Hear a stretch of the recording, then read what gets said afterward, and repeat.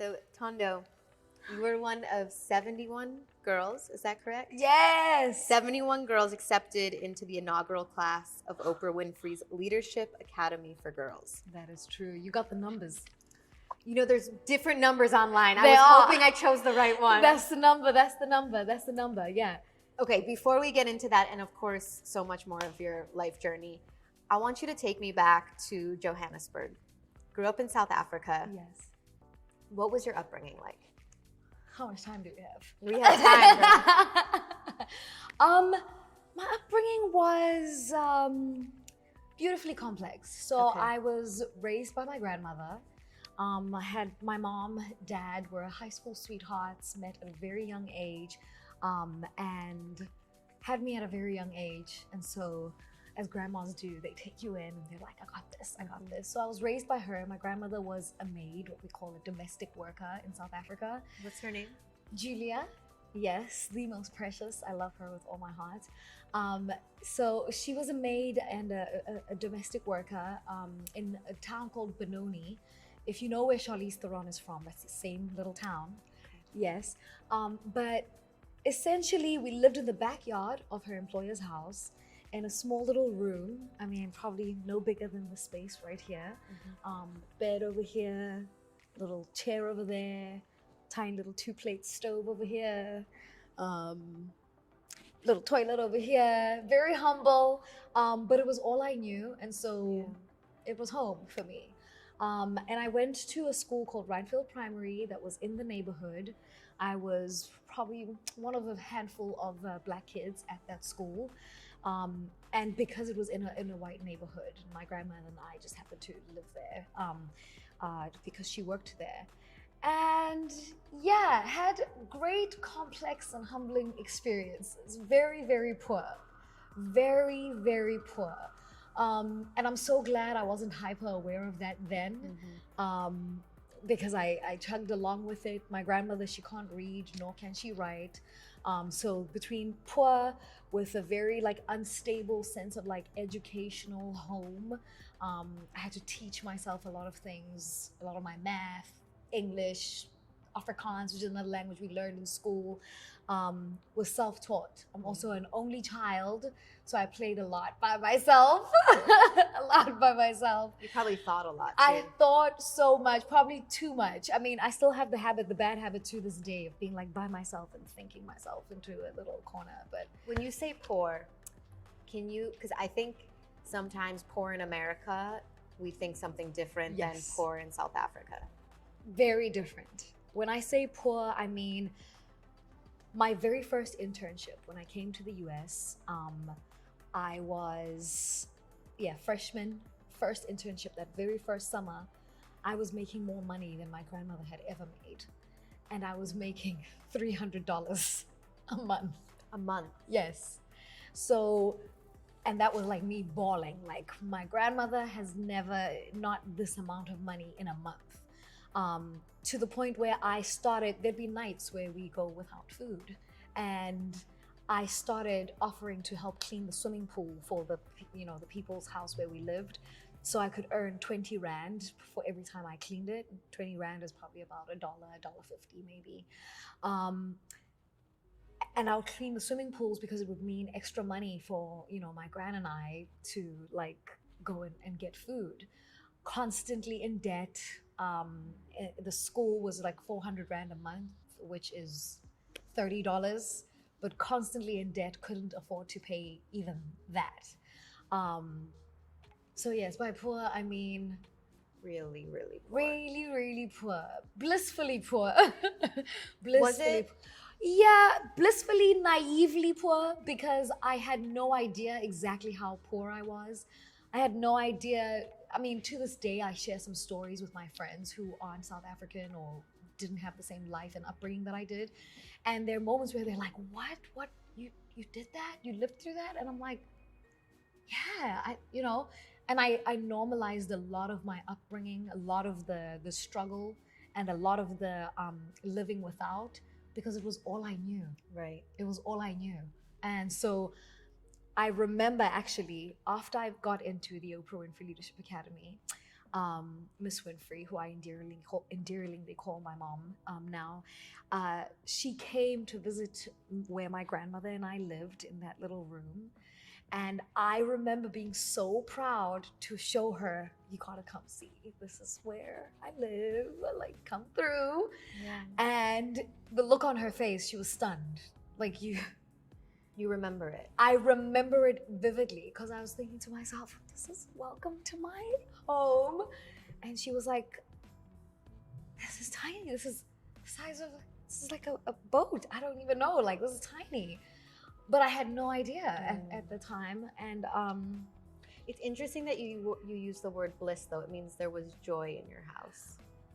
I don't know how, but by the grace of God and everything that is higher that we serve, I always had a great sense of joy about me. You had it when you walked in today. And No, really. Really? Yeah. This is why I know for a fact that there is a greater thing, a bigger thing at play, a thing that calls us to this life for a greater purpose, because I have no explanation for more than half of the things I felt or experienced. I always tell my friends, perseverance is glamorized, but it is hard. And in the moment when you're going through it, nothing about it feels cute. Nothing about it feels like, oh, I should dread this either. You're just chugging along so hard that it just is what it is. And so, I don't know, you might as well be happy while you do it. Like, Yeah. what do, you know? So I don't know. I have no true explanation for how I handled things, but I'm grateful for it. I'm grateful for whatever it is.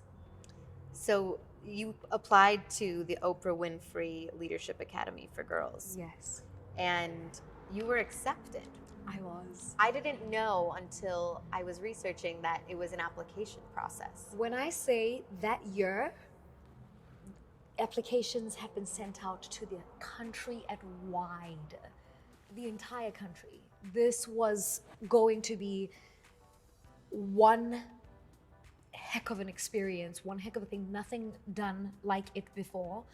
I remember when I even got the call for it from my principal at school, it wasn't even a thing. The buildings weren't even complete yet, you know? Why did they choose you? Let my principal tell it. I was extremely smart. Well, actually, no, I'll tell it too. I worked really hard. I was extremely smart, and I know This that is a about podcast myself for now. smart girls, so I'm say it so proud. happy to be here. I feel right Say at it home. loud. I have to say it because there are lots of moments as I'm growing and coming into my womanhood that I did not give myself a little pounded for. And I'm so grateful the older I get for that little girl and all that she did to serve me and to serve the woman that I'm becoming now. Because when I got that call from my principal, they saw things in me that I thought were it's just normal, right? You're supposed to do it like this. And you're in an environment where people have like parents that do those, you know, those commercials that you see with the science experiment with the happy family around it, and they put it in and the volcano explodes and it's like, yay! I was at school with kids like that, except I didn't have the resources. I didn't have the money to go and buy what it takes to, you know, let alone I'm trying to teach myself the science. Right. My grandmother would sign my diary to say, you know, when your parent signs that you did the homework, and my teachers wouldn't believe it's her signature because she would sign with like an X. She can't write. And I'd be like, I promise you, my grandmother signed this. And they're like, no. And so I taught my grandmother how to sign, like how to make a signature. So did they see your perseverance? Is that what they... They had to have, Yeah. because when I got that call, it was on the accounts of, you can do it 100%, you just don't have the resources. You don't have the resources. And I am so grateful that they saw it, because if it was a self-sign up, I would have missed it. Right. I wouldn't have seen it in myself, you know? And so, yeah, I started that. They called me. They were like, Thando, this would be a great opportunity for you. And I remember thinking, this can't be real, guys. Oprah, I watch her. She doesn't talk about this on her show. She does not have a school in South Africa. Are you guys kidding me? And I was like, but if it's a free education, I'll take it. My grandmother is constantly in debt trying to pay the school fees. And I remember receiving the pamphlets. The school hadn't been built yet. When I say it had not been built yet, the pamphlets, the buildings on the pamphlet were like Drawings, sketches. yeah. Yes. And I was like, it's not These real. sketches I'm are not a little sure sketchy. about it. It's a little sketchy for me, but you know what? Like, let's try it out. Why not? You know. How old were you? I was 12. Wow. Yeah, I was 11 going on 12 when I got the application. And the application process like spanned until like I was 12 going on 13 to start at the school. And it was an extensive one. I mean, English tests, literature tests, literacy tests, computer tests, math tests, all the tests you can imagine, drawing tests. I remember one was draw your dream house. Yes, my dream house was tiny. My dreams weren't big enough yet, but That's a big thing for you. We're gonna touch on that. yes. Yeah. There's a video online of when you meet Oprah and you recite a poem to her. Yeah. What poem are you reciting? That poem that is following me all through my life. What is that? So I used to do performing arts in school. I used to do theater. I used to be really into it. I still am. But that poem, I was in this like regional competition for like top like theater performers in like my age group in the country and in the city. And I had like a competition coming up in a couple of days after that interview. And so she asked me about my performing arts and what I like. And I told her, oh, I'm really into theater. I'm an actress. And she was like, oh, really? Well, like, do it for me. And I will never forget the image in my mind of sitting there across from her and thinking, should I do it? You have to do it. I'm gonna do it. All right. And I went for it. And I committed. You did. It kills me. I do never want to see that tape ever again in my life. She reminds me of it constantly. Every accomplishment. I mean, it lives on YouTube, I will say. Oh. But you're so cute. You know what? I will say I was bright-eyed. I'm grateful for the energy that I had in that moment because They're gonna play that in your E True Hollywood story. 100%. You're calling it now. Okay. Yeah, okay. it's on tape. Oh my Lord. So I read something on your Instagram. You wrote, my childhood reminds me of how tough life can truly be. But despite the memory of those experiences, I look back at pictures and I'm smiling in each one. That's the joy, right? Yeah. I implore us all to handle this adulthood thing with the spirit of a carefree child who only wants what her heart and mind tell her is possible. So there's a voice within you telling you that these things are possible for you. I remember I used to, like I said, I spent a lot of time by myself. And I remember I would vividly imagine, I want to be on Broadway one day. Mind you, I've never left the town, let alone the country. But I used to watch Oprah. I used to watch all sorts of like American shows. My grandmother and I had this small TV that like had the gray, you have to hold the thing to make sure that it actually plays so we can see it. But I used to watch all of those things and like imagine myself, I want to go there. I want to go to Broadway. I want to be an actress. And when I become an actress, this is what I'll do. And I'll buy a nice house and like, I'll take my grandmother. I used to think of all these things. And when you have ample time by yourself, you get into the detail of it. And so in the moment, it doesn't feel like a grand discovery. It doesn't feel like you're not even sure if it's gonna happen for real, but it keeps the moment alive. It lights up the days. It gives you something to look forward to. I don't know. Did you watch Oprah's interview with Viola Davis? Yes. I just watched it, and so much of that, when she talks about being so poor and envisioning this, yes, it's so similar to what you're saying. That's exactly it. It's you're so poor. You're just living in your own mind. Anything that takes you out of the reality of the space you're in, And in that way, you keep your spirits, you keep your wits about you, you keep your energy about you, and you spend so much time alone that you narrow in onto into whatever it is that you hope and pray for yourself, that you hope and pray for your life. And in my head, I was taking my grandmother with me everywhere. Go to school. I want to go to college. Take my grandmother with me. I mean,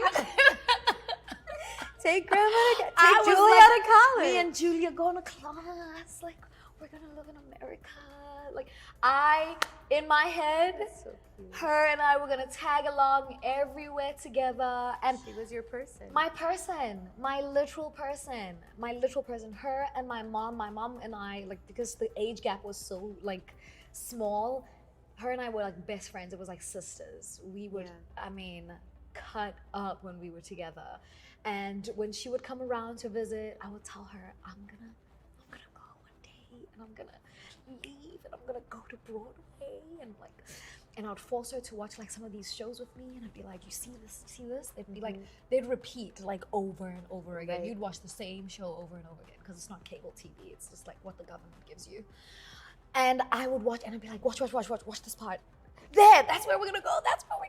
And mind you, I couldn't tell you which direction that place is, but You knew in your mind. in my mind it worked out. Yeah. So I really want to talk about your mom, but I want to ask you two quick questions about your education first. Yeah. So this school, I remember watching the Oprah show and hearing about her building it. Yeah, that's wild. And it was a big deal in America. To be in South Africa must have been a huge deal. When I say everyone in the country was trying to get their children into that school, Right. because the reality for a lot of people in South Africa, in a lot of countries on the African continent, is the disparity in education for the girl child especially. Yeah. And you're so poor as a parent, the least you want for your kid is an education to take them out of that circumstance. And young girls want to go to school. They want to with all their hearts. It's everything that is set up against you that makes it so hard. But people are fighting for the right to be in a classroom and make something of themselves. I write about this sometimes, but the GDP of a country goes down 10 to 30% when women are not educated, and similarly goes up 10 to 30% when women are educated. The reality is, like, there's a saying in South Africa: when you educate a woman, you educate the world. When you feed a woman, you feed the nation. It's a real thing. Women know how to carry so much on our backs. I mean, so much of the light of that country is carried by women, carried by young girls who are hopeful and want something for themselves, for their families, for the country at large. This generation of women coming up in South Africa right now, don't mess with them. They are serious about what they want. This is not your ordinary girl. This is not the parent that was abused during apartheid. This is not the grandmother who has lost all confidence. These are women who are out for blood. They want what is good, and they know what it is. And a lot of that is rooted in education. Mm-hmm. And I wanted it with all my heart. I remember there would be times where I'd go to my grandmother crying. I can't figure out the sum. I can't get what this means, and I want to so badly. And that is the frustration. Not that we're poor, not that there might not be a meal tonight, not that I want to be in the top 10 at school. I want to be the girl who gets the blazer. You know, in South Africa, you get the blazer with the thing, with the marks on the, that says this is an academic. Education has literally been the thing that has carried me from place to place, from South Africa to undergrad to here to this very room. Education has been the thing that has carried me. So I hold it to the highest regard. It's the ultimate equalizer. Obama always says that Yeah. too. Yeah. It is. It's It a is real the great thing. equalizer. Yeah, it's a real thing. I'm a true and living testament to that. I wouldn't have seen half the things I've seen, half the experiences that I've had, half the conversations right now, if it weren't for me being carried by that education. quite literally. You gave me chills. Yeah. So, you talk about going to undergrad. Yes. So you go to USC. I went to JCSU first. Okay. I went to an HBCU. I didn't know that. Yes, I started in HBCU, and it's funny because when I went to the school in South Africa, we don't have HBCUs, we don't know what that is. Yeah. And I had grown up in a predominantly white environment, and then when I heard about it in grade 9, I went to Mom O and I was like, I think I want to go to school in America, and so if that's okay with you, that would be really nice. And she was like, oh, okay, well, let's look into it. We got a college advisor who came in, we started working on it. That's when I started to learn all these things about schools in the US and like learned about HBCUs. And I was like, there's schools that are like historically designed to lift up the voices of Black students, Black girls, Black boys. Hell yeah, I want to go in there. Little did I know though, that when I got there, Blackness is so nuanced. Mm-hmm. Not all Black is the same. Like the cultural differences, I stood out like a sore thumb where I thought I was gonna fit right in. But in the first time I felt it, I was like, oh wait, why is everybody asking me where I'm from? Like we're all Black, everybody, like, we good, like why do they think I sound different, And I started to realize, oh, there's nuance in our Blackness, and there's difference in our experiences in our culture. And in the best way, that shaped my experience, that shaped my view of American culture, of the Black American experience.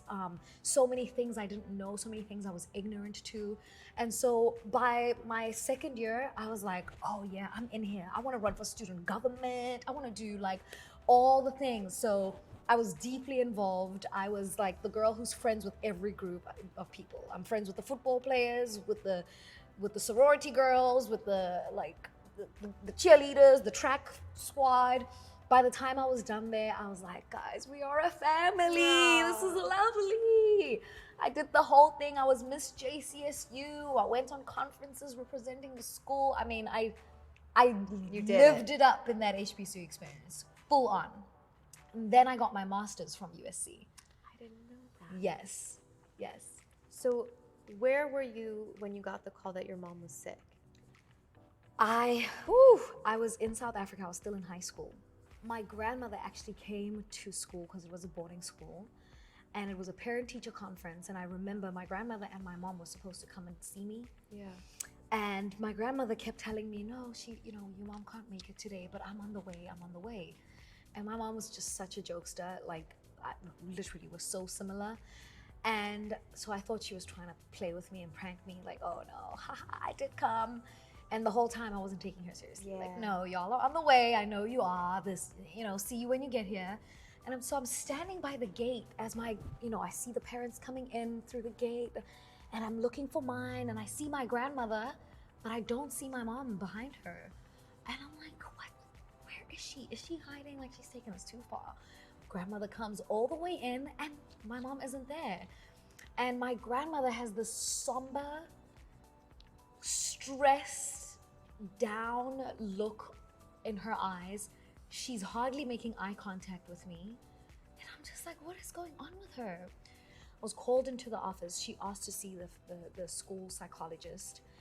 And she met with the school psychologist for a little. And I'm still outside, just living my best life, playing, doing whatever.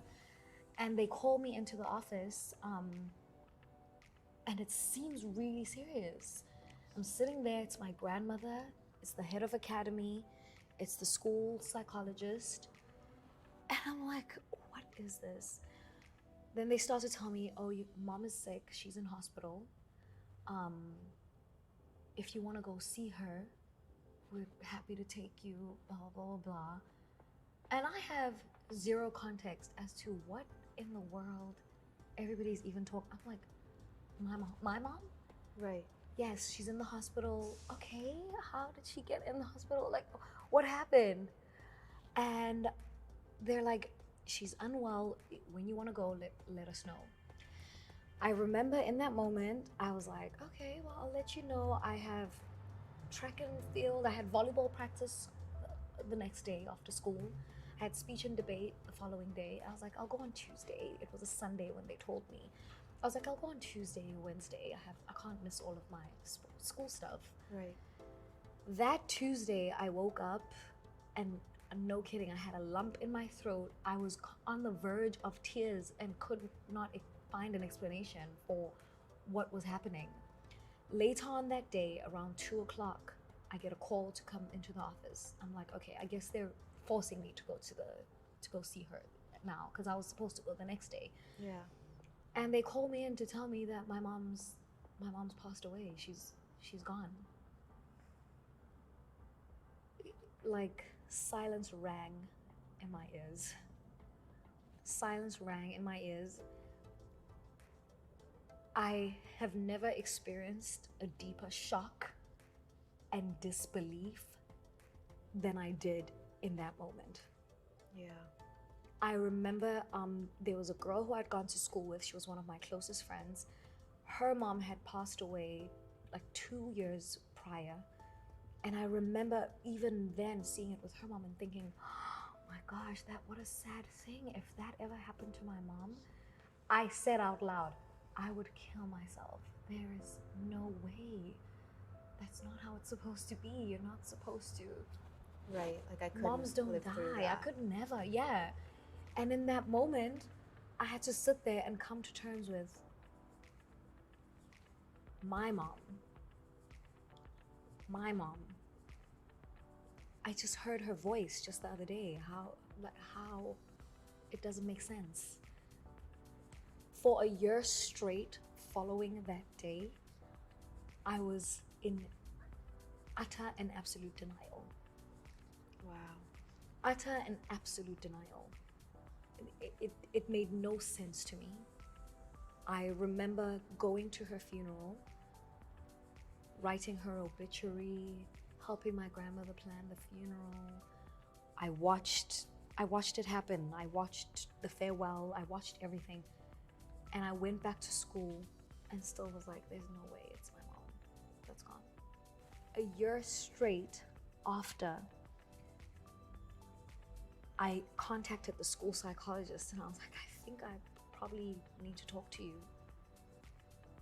because my mind has not registered. For a couple of months following my mom's passing, my grandmother was using my mom's phone. And every time she would call me using my mom's phone, it would pop up on my phone as mom. And for that entire time, I was like, oh, thank God. Maybe I was dreaming. Maybe it was a bad dream, you know? Maybe it was a nightmare. Is this her? And I had to tell her after some months, you have got to stop. You have to stop using this, because every single time my phone rings with this number, I'm convinced. Yeah. I'm convinced that my mom is still alive. I'm so sorry, Thando. It's okay. It's not okay. It's okay. I've learned to live without her. I lost her in high school. I lost my dad while I was at USC in grad school. The passing of my dad was also much of a shock. And again, I'm far away from home. But I remember the loss of my dad feeling like just naturally a double hit. Something about going through the loss of one parent, finally coming to terms with it, and then going through the loss of the next parent. And I could not shake. I only had 2 of those. You get 2, and after 2, you're done. Do you mind sharing how they passed? My mom is complicated. My dad had bacterial meningitis, thought he had a headache the entire time, and was self-soothing, a painkiller, I'm fine. My dad was one of those people, keep going. And to the point where it spread so much, he wasn't himself. He had disassociated. The state that they described him in was like childlike.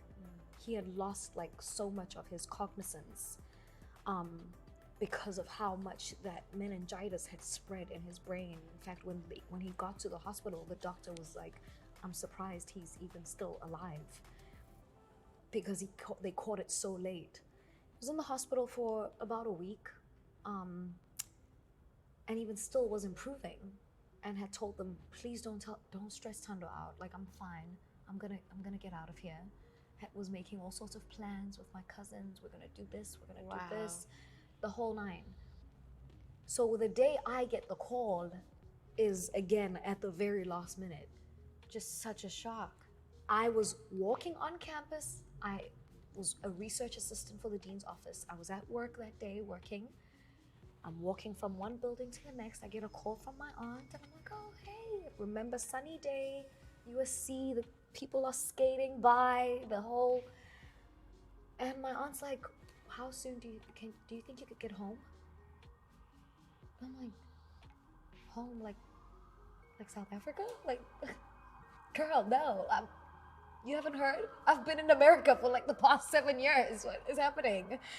And she's like, you need to come home.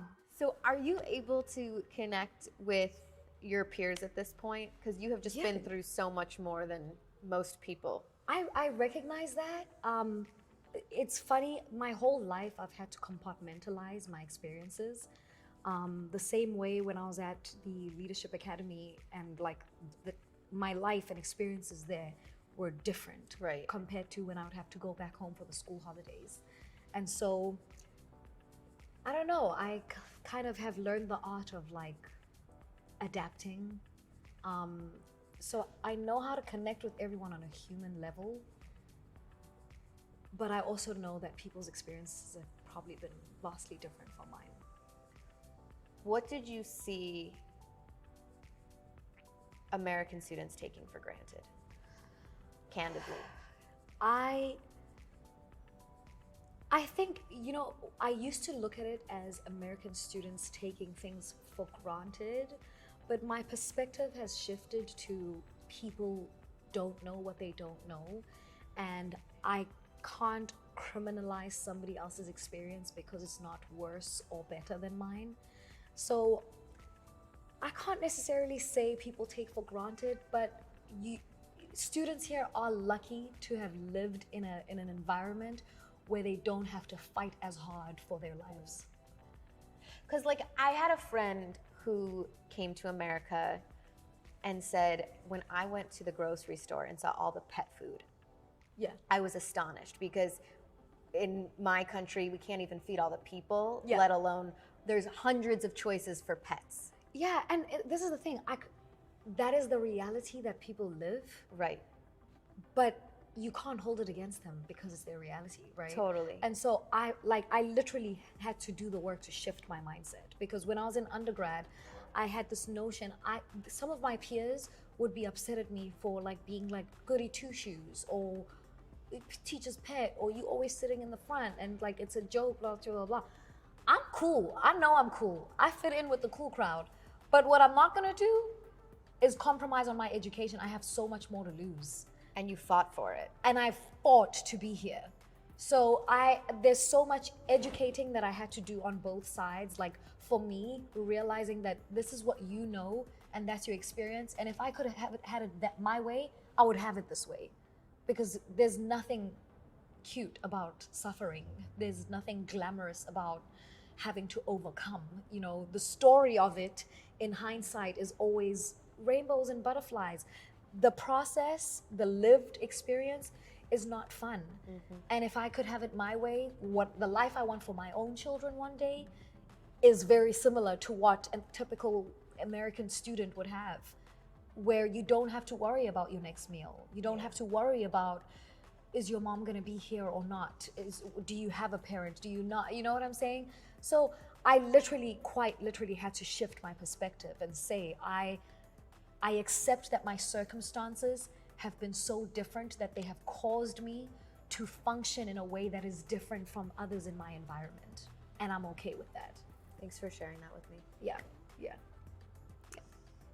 So now you're working in journalism and you're about to appear in a film with Viola Davis. Oh, I'm sorry to the sound guy. Yeah. And it's clear from our conversation that you've always wanted to be an actress. This is a dream. Like always. A dream realized. Like, mind you, my friends always get on me for saying this, but my role is not a huge role, and I can already hear them right now. It doesn't matter, we don't care, blah, blah. But I'm gonna echo that. I don't care if he's screaming. Yes, but the bigness of that moment for me is so significant because it's grounded in every part of my imagination as a little girl. The things that I imagined, stuff that I thought up.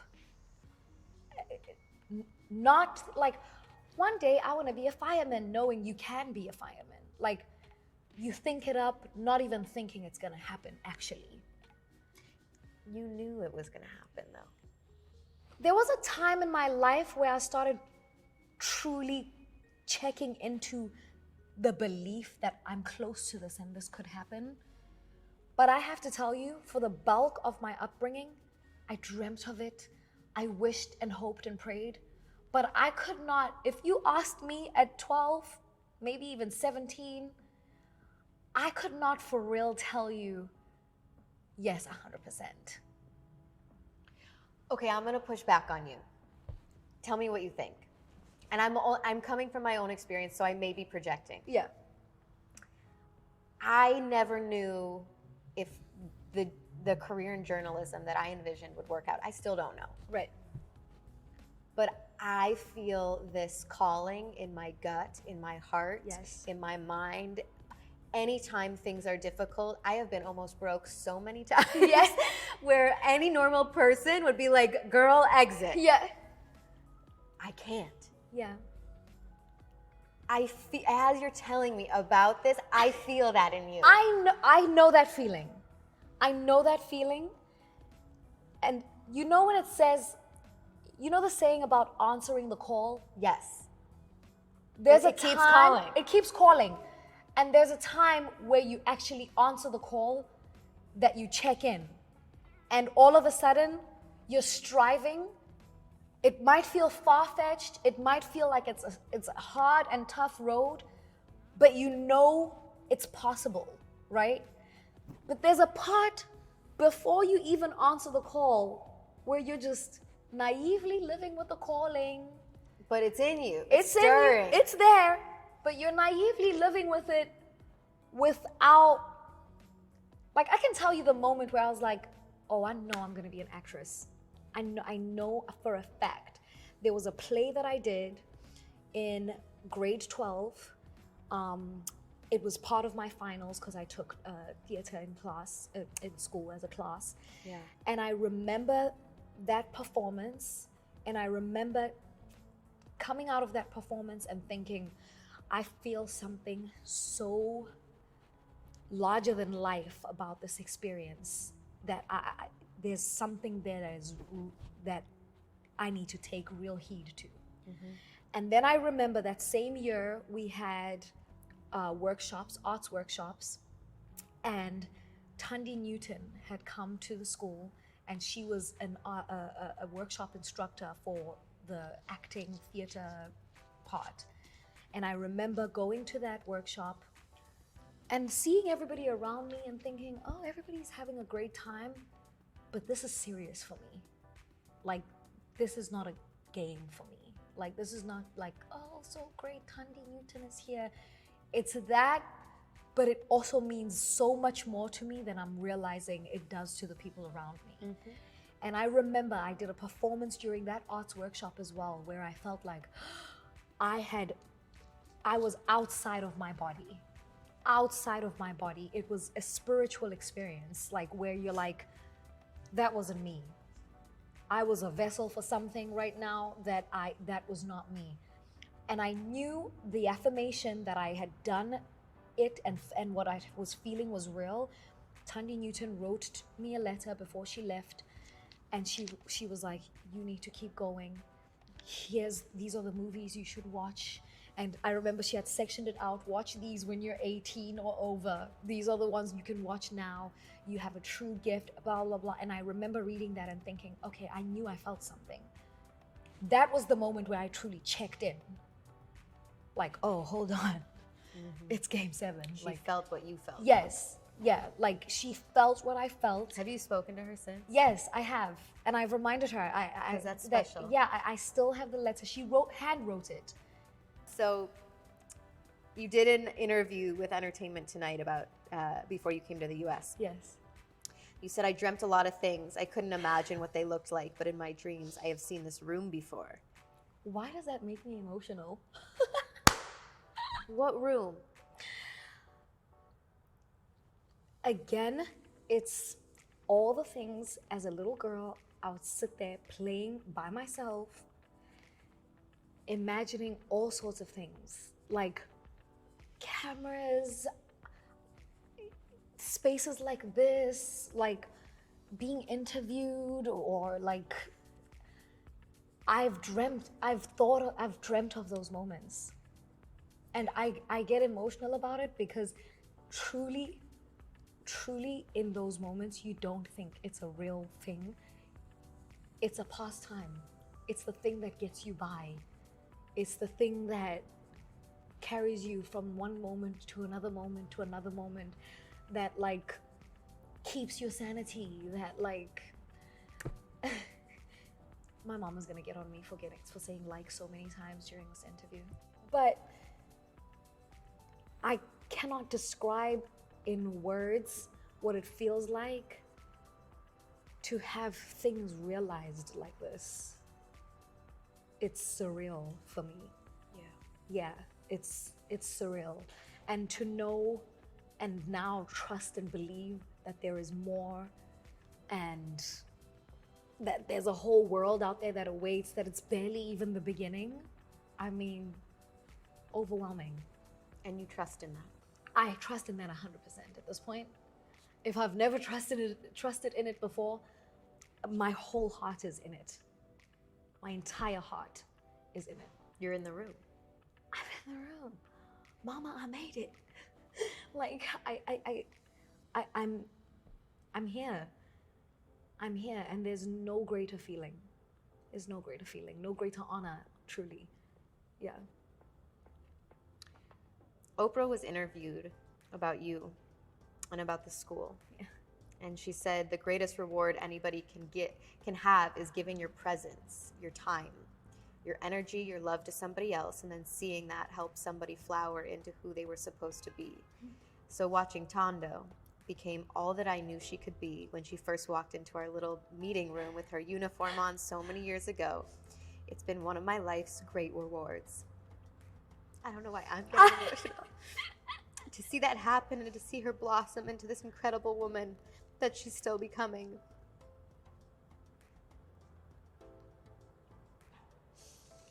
Get it together. Oh. That first line about presence being the greatest gift, and then helping somebody become who they are meant to be. Yeah. I'm with you. Yeah. Ugh.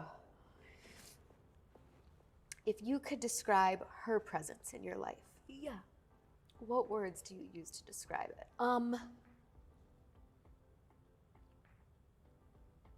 Constant. I remember the day that I lost my mom. She was in South Africa visiting the academy. Wow. And when she found out, her and Auntie Gail King, they came to my room and they sat with me in silence. I went in between crying to silence to crying to silence, and she held me through that entire thing. Again with my dad. The day she entered my life, she has never faltered. There is not a day I have to question whether she will be there or not. A constant. And I told her this Mother's Day, we were boohooing, crying, because I said to her, God truly gave me a second chance. Another chance to be mothered and loved in the most unconditional, fierce, present way possible. And I'm eternally grateful. I count it all joy. I count it all the ultimate blessing. A lot of people lose parents, lose people in their lives, people who are irreplaceable. Yeah. And they don't get the second chance to be loved in that way again. So I don't take for granted how unconditionally I am held in her heart. I do not take it for granted. That is who she is. And I have times with her when we're just hanging out and I'm like, the world will never know. Mm-hmm. The world will never know that this is you. That this is you, how much you carry, how much of my load you've helped me carry. Wow. The world will truly never know that woman's heart. If you think it's pure gold,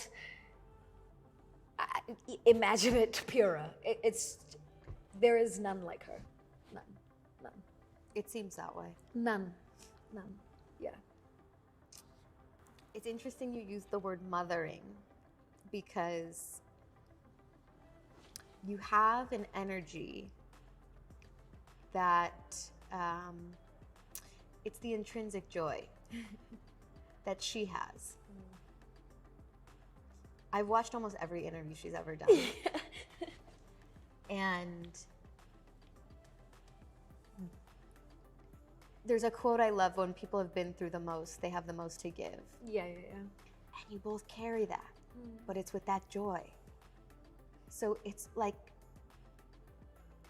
it's almost like the universe paired, like, you know what I mean? I know 100% in my prayers every day, I thank God and all that is planned for this very experience for me.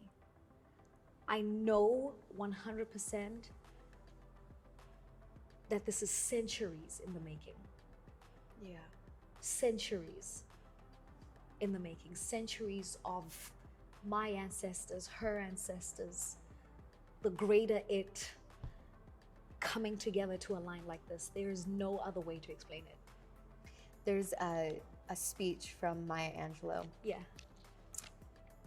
Who, part of your lineage. Yeah. Right?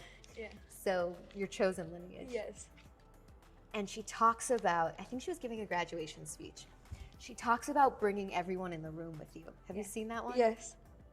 So bring all your ancestors, all the people that loved you, bring them into the room and know that you are supposed to be there. Yes, that you come as one, but you stand as 10,000, as so many who have come before you. That is exactly it. Yeah. Knowing that centuries in the making, before we were even a thought, this was supposed to happen. It was supposed to happen the exact way it is. Have you ever talked about that with her? Do you feel like she thinks that too? Yeah, 100%. Yeah. I always tell her, well, first of all, COVID happened. And I'm like, she calls me and she's like, did you hear there's this thing called COVID? What are you going to do? And I'm like, I don't know. What are you doing? I'm coming to you. And she's like, all right, well, come. The minute literally the whole world shuts down, it's me and her like, we're made it. We're stuck here together. Like, oh my God, what is happening out there? I mean, every time, the first time I get COVID, I'm like, I'm on my way to you. She's like, are you sure? Because I'm like, no, I'm on my way. I test positive for COVID. And I'm like, it's me and you again. Oh my goodness. We're here. Thanks for taking care of me. There's so many moments where we just, there's no way. Yeah. There is no way. I don't care if you believe in science and science alone. There's no way you can account for the alignment of something like that. In Yiddish, there's a word, kismet. Yeah. It means destiny. That's exactly it. It was kismet. It was kismet. It was because there's no way. I can't make sense of it. She can't make sense of it, but we're here. You're here. We're here. Okay, I have one more Oprah question for you. Yeah. There was this funny podcast I listened to it was a Soul Cycle instructor, a Peloton instructor, and she said, as she was transitioning from an attorney to a Peloton instructor, she was thinking about, like, if I get one shot, one question, if I'm in a room with somebody, what am I going to ask them? Because everybody wants to be in a room with Oprah, with Bill Gates, with these people, but then they get there and they don't know what they're going to say. Right. I'm sure you've asked her hundreds of questions. I have. What is one sort of piece of advice or wisdom of Sundays, should we say, that she's given you that really stays with you? You know what, first of all, a lot, because starting from the academy, the reason we call it a leadership academy is because so much of it is grounded in who she is, and she's one heck of a leader, spiritual leader, one heck of a human being to be led by. So I've soaked in and soaked up so much of her wisdom over the years, as Miss Winfrey and as mom and as, you know. But I think one thing that has carried me, and that I share even with all my friends, and has helped me a lot on my healing journey. We talk so much about, she always says, wherever you go or wherever you are, there you will be. And essentially that is, no matter the room, what you run from, the outfit you change in and out of, who you are and what you are carving yourself out to be in this world will follow you through and through. And so the choices that we make on a daily basis, the choice that we make to heal our wounds, our scars, are not for now, for this space, for the time being, for you, it's for my gran, it is for you, because it'll always be with you. Wherever you are, there you will be. There is not a thing you can run from when it is in here. Same way, there is not a thing the world can take from you if it is in here. Same way. That is one that sticks with me through and through. I share it with every person that I love dearest, because it changed my life, knowing that if I prioritize here, I'm good on any block. Literally anywhere. I can spend so many hours by myself and feel I'm perfectly at peace. I don't feel loneliness a lot, which is something that, you know, you've lost as much as I've lost. You're prone to it. The average person is prone to it who has what I had and more, you know. But when you prioritize self and giving in to you, you're good. You're solid. We got some rapid fire, girl. Let's do it. A performance that will always move you. There's a performance by a jazz artist. Her name is Miriam Makeba, South African jazz artist. It was one of her final performances. And I always just think of all she went through. So much of who she was reminded me of my grandmother. And my grandmother went through so much, through apartheid, the government, blah, blah, surviving as a young girl. And yeah, something about that moment just reminds me that my grandmother went through so much and like overcame. Favorite movie of all time? This is ridiculous, but I love 13 going on 30. You have no idea. It's ridiculous. And why? Something about her hope. Have you met Jennifer Garner I yet? have never met her, and if She'll I be so happy, I'm sure. don't play with me, literally, there's something about her hope, her joy when she is an adult living in her like 13-year-old self body, the inhibition, the just joy. My favorite part, man, come on. And she calls him onto the floor and she's just like, let's just live, like we're Have happy. you tried Razzles yet? No, I haven't. Okay. I haven't tried Razzles, but all I know is when I can, I'm going to get a dress made that is the exact same. I think it was Olivia Rodrigo or someone who like wore it and like it was an ode to her, and I was like, I cannot wait to get myself that dress. I've watched everything from I'm a huge Daniel Day-Lewis, Yeah, no, Meryl you're- Streep, like a Sophie's Choice, like. But 13 going on 30, my jam. I feel that way about First Wives Club, so I Yes. totally get it. Yes, yeah. What is a South African phrase that you love? Oh my gosh, that's so funny. There's a phrase I use all the time that's like highball, and it means like so many things, from like no ways to say it ain't so to like what to like no she didn't. It means so many things, and I say it all the time, even to my American friends. I'm like, you don't understand me, but highball, what? All the time. My favorite. There's certain things from different languages that just don't translate. It just doesn't translate. It doesn't Yeah. translate. But it means everything all at once. It's like, say you are lying to what is that to? Damn, girl. I mean, it's like everything. Do you remember an American phrase that like you learned when you first came here that you liked? There are a couple. Like recently I really love child. Child. Woo, child. I also loved that's lit. It's lit. It's lit. It's lit. Cool. There are a couple. I mean, I went to an HBCU, so much Black culture is like, Yeah. influenced in like popular culture. So there are lots. There are lots. That's probably the mildest I find. What is your superpower?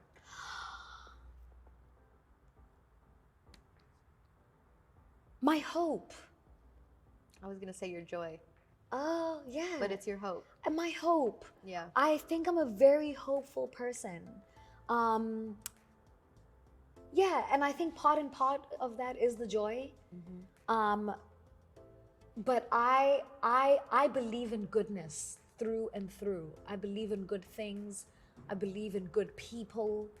I see the best in things before I see the worst. It's probably the reason why I'm terrible for this business. I always tell my people, like, protect me. I might be a little naive for this, because I insist on seeing goodness. I insist on being hopeful.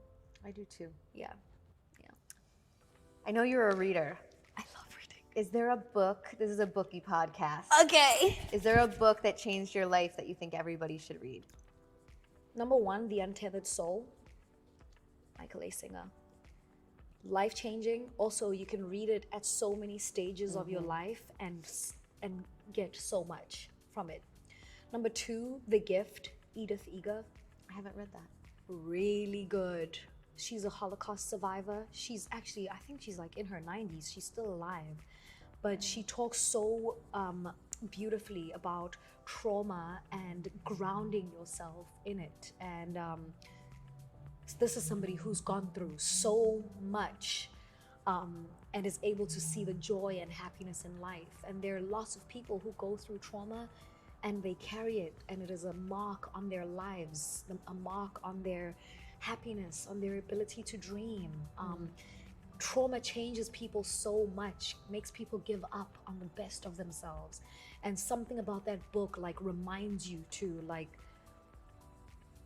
remain in your hope and know that life gets better. And honestly, if somebody can go through something like that and still see goodness and joy in life, then come on, we got this. We're okay.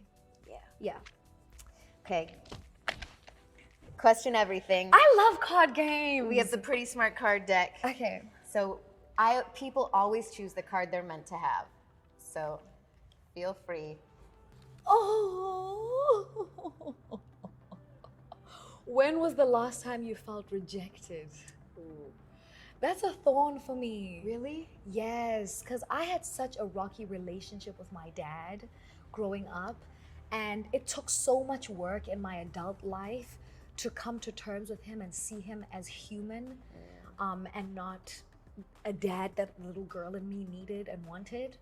And so I've had to do so much work to overcome feeling, especially in relationships with men, not feeling rejected or feeling seen and heard.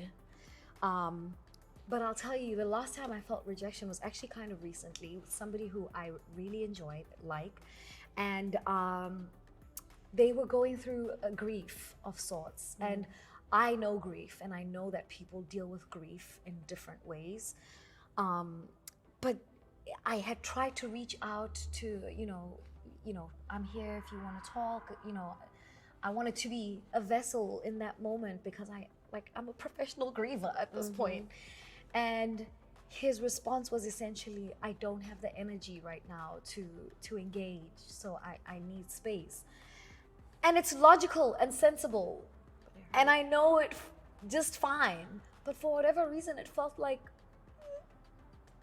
okay, guess you don't need me or want me right now. I'm over it now, but in the moment there was a little sting. I was like, oh, there's that little. It's more than a little sting. That would sting me too. Yeah, a little trauma, a little tickle at the wound. Yeah, but logically I understand people grieve differently. I mean, it's logical. Thanks for being honest. Yeah. Okay, last question. Okay. Smartest decision you've ever made? I've made a couple. Give them to me. You're a smart girl. Smartest decision I ever made was saying yes to going to the Oprah Winfrey Leadership Academy. My life was forever changed by submitting that, because as much as my principal strongly suggested it, recommended it, there was a huge part of me that was like, this is not a real thing. I watched the show. She never said this. I don't know about this. I've never even dreamt of going to a boarding school. I'm 12. Why do you want to take me away from my grandmother? But I remember saying, I'm taking it. I'm going there because it's going to take the weight off of my grandmother's shoulders. And that was the immediate thought. I thought, the best fix of my life. But really, it changed the entire trajectory of my life. It changed everything. Everything. Best decision ever. And the best decision they made was accepting me. Okay, I have one last question. Yeah. It's a favor, really. Yeah. When you win your first Oscar, I want to be the first one to interview you. Okay. Truly, I have to tell you, on my way here, I thought to myself, one day I'm actually going to share the story that Danielle was one of the first people to be like, come check this out, you're gonna be something. I thought of that as I was in the Uber on my way here. I was like, this is one of those things where you look back on and you're like, this was one of my first big, I felt really connected to your spirit. I felt you made this so easy, and it's refreshing when you can sit in a space and still feel the raw emotion of your journey, of how much this means to me, the gravity of this moment, and sit opposite somebody who feels it for you. So I'm grateful for that. I appreciate that. That's the greatest thing you could say. Thank you. It's the truth. Thank you. Thanks. This was lovely.